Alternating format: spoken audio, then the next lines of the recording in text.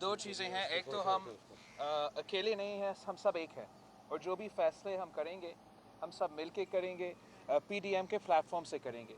जहाँ तक डायलॉग की बात है, बातचीत की बात है, मेरे पाकिस्तान पीपल्स पार्टी और मैं समझता हूँ पीटीएम का जो इस वक्त का मौक़िफ़ है वो लाहौर के सामने कल पेश कर लिया था कि the time to talk, the time for dialogue is over. अब मार्च करने का वक्त है, अब इमरान का इस्तीफ़ा लेने का वक्त है। बेटा बेटा बेटा बात सुनो।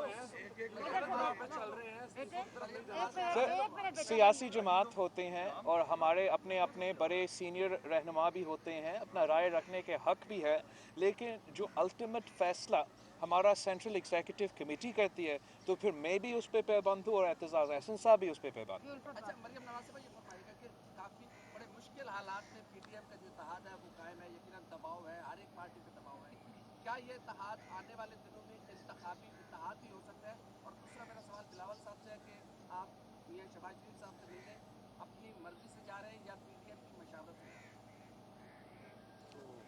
मैं जहाँ तक शहबाज शरीफ साहब से मिलने जा रहा हूँ वो तो हमारा रवायत का हिस्सा है, मुझे मौका नहीं मिला है ताज़ियत करने के लिए, तो मैंने एप्लीकेशन डाला है। अब देखते हैं मुझे इजाज़त दिया जाता है या नहीं।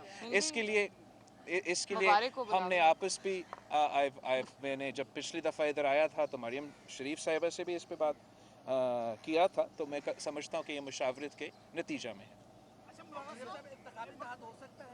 देखिए ये तो अब कबल अज़ वक्त है, लेकिन बात सिर्फ इतनी है कि पाकिस्तान में जो ये नया ट्रेंड इस सिलेक्टेड और इसकी हुकूमत ने बनाया है दुश्मनों की तरह मुखालिफिन को ट्रीट करने का, तो मैं समझती हूँ कि हम सारी डिफरेंट जमातें हम एक कॉमन एजेंडा पे, जो अवामी एजेंडा है, पाकिस्तान का एजेंडा है, लार्जर इंटरेस्ट में जो एजेंडा है, हम उस पर मुत्तफिक हैं। और अगर इसको बियॉन्ड इमरान खान की हुकूमत जब चली जाएगी इंशाल्लाह, और हम इसको इंशाल्लाह एक ब्रॉडर पाकिस्तान के एजेंडे पे इस पे ज़रूर काम करेंगे और करना चाहिए। हम एक दूसरे के हरीफ ज़रूर है इंतखाबी मैदान के अंदर, लेकिन एक दूसरे के दुश्मन नहीं है, हम सब पाकिस्तानी हैं और इसको आगे बढ़ना चाहिए। जी जी एक मिनट मैं ज़रा एक बात करता हूँ।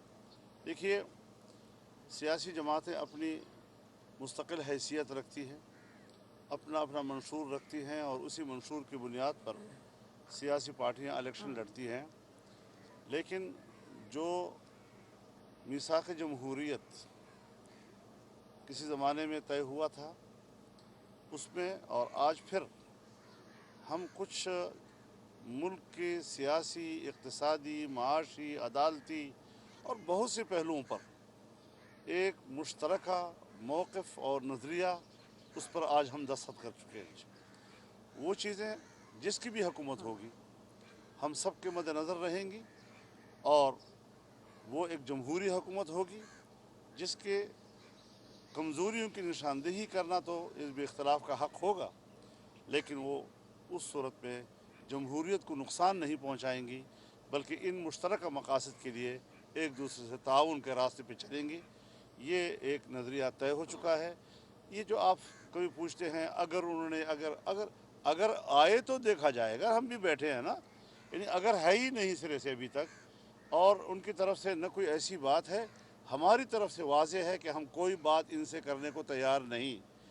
और अगर ये इस्तीफ़ा का ऐलान कर देते हैं, असम्बलियों को तहलील करके नए इलेक्शन का ऐलान कर देते हैं और उसके बाद फिर कोई ऐसी तजवीज़ आए जो हम समझें कि अब उस पर बातचीत करने की ज़रूरत है, तो पीडीएम फैसला करेगा, एक पार्टी फैसला नहीं करेगी। मौलाना ये बता दीजिएगा कि कल महमूद खान अचकज़ई भी यहाँ पर मौजूद हैं। कल इन्होंने खिताब में कहा था कि लाहौरियों ने हिंदू और सिखों के साथ मिलकर अंग्रेज़ों का साथ दिया था, तो क्या आप भी लाहौरियों को गद्दार समझते हैं? इन्होंने गद्दार करार नहीं किया था। उस रश में तो मुझे तो पता नहीं चला उन्होंने क्या कहा, लेकिन आप पढ़े लिखे आदमी हैं, खुद तारीख को मुताला कर ले, पता चल जाएगा।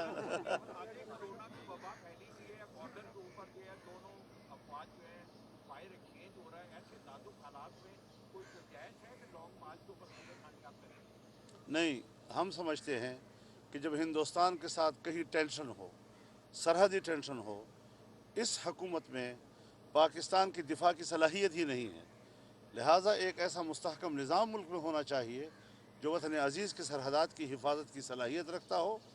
हमें एक ऐसी दिफाई क़ुव्वत और दिफाई निज़ाम की भी ज़रूरत है जो सियासत में मुदाखलत न करे और अपनी पेशा वराना ज़िम्मेदारियों की तरफ मुतवज्जह रहे। बहुत शुक्रिया। थैंक यू जी, शुक्रिया।